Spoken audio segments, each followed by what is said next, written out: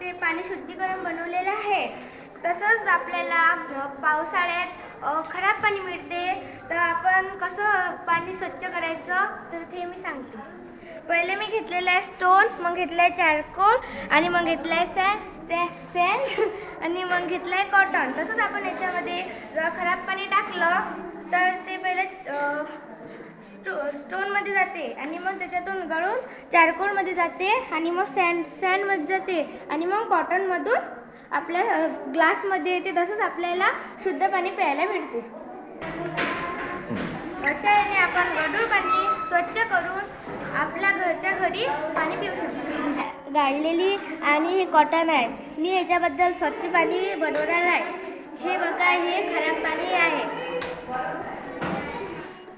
मी दगडमध्ये खराब पाणी टाकलेलं आहे. हे कोळसेमध्ये आलं, हे रेतीमध्ये आले, आता कॉटनमध्ये गेलं.